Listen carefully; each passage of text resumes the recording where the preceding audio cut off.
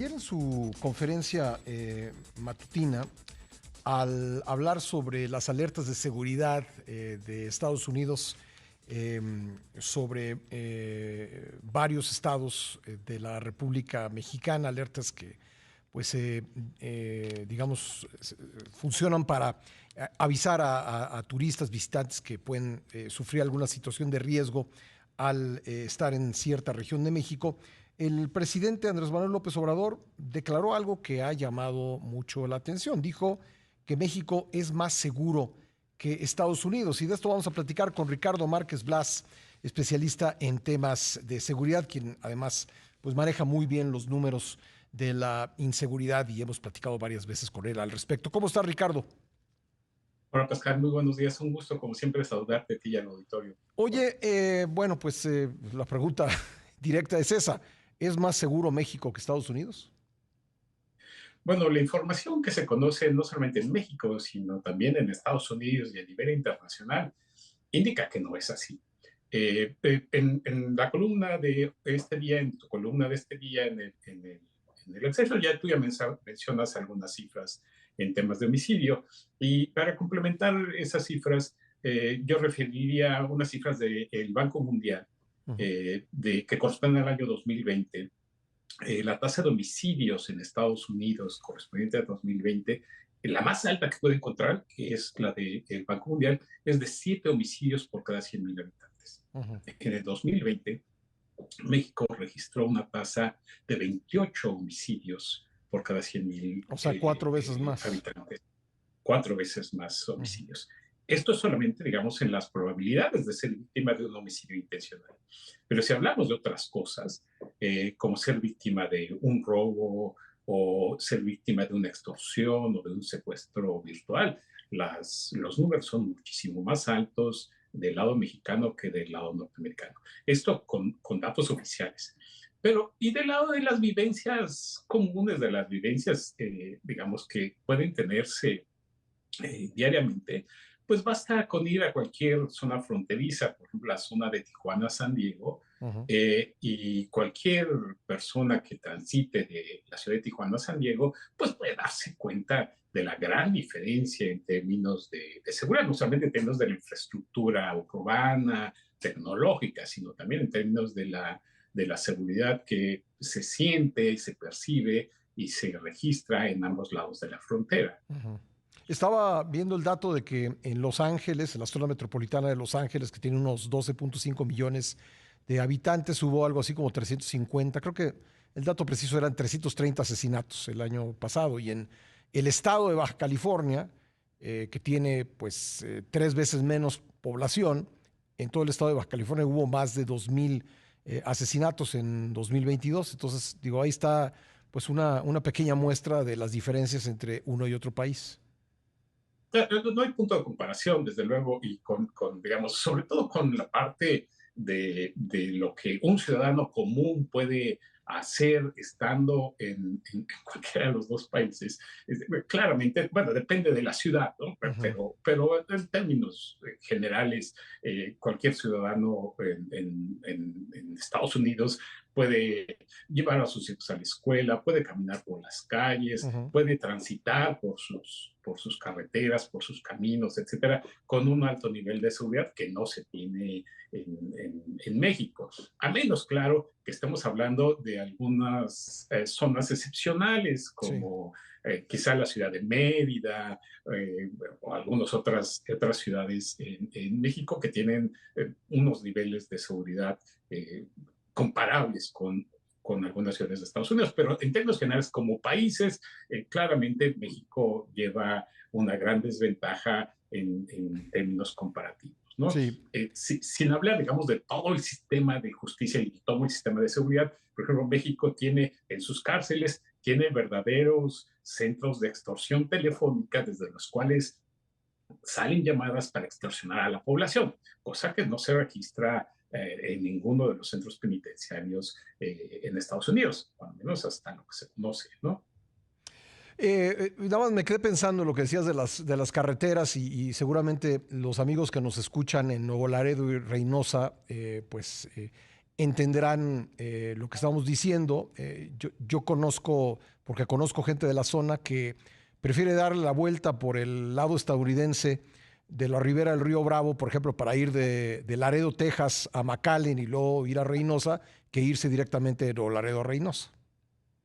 Oye, no, los caminos en México son muy peligrosos porque ¿Cuáles son los más? alteramos con, ¿perdón? ¿Cuáles son los caminos, las carreteras más peligrosas, las zonas, digamos, los desplazamientos por carretera más peligrosos? Tú que sigues los datos con mucha puntualidad. Bueno, hay unos que es increíblemente que sean tan peligrosos, que son las entradas a la Ciudad de México, las entradas por el lado de Querétaro, por el Estado de México y por el Estado de Puebla. Las entradas son muy peligrosos para los transportes de carga. Sí.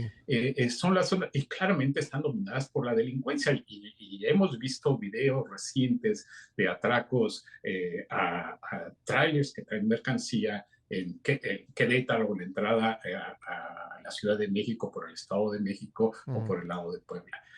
Eso, digamos, para el tránsito de mercancías. Y eso se entiende por la concentración, la gran concentración comercial y el gran mercado comercial que tiene la Ciudad de México. No se entiende que las autoridades, que este tipo de delitos sean tan persistentes y que las autoridades no puedan controlar este tipo de delitos cuando se tienen datos.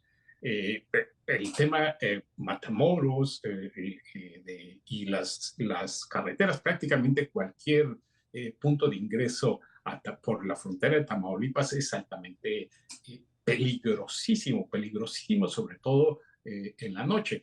Tan peligroso que hay épocas del año en el que no se circula en las noches, y para circular en las mañanas se arman caravanas de ingreso o caravanas para salir, tratando de que en grupo la protección de los ciudadanos puede ser, digamos, puede registrar niveles más altos.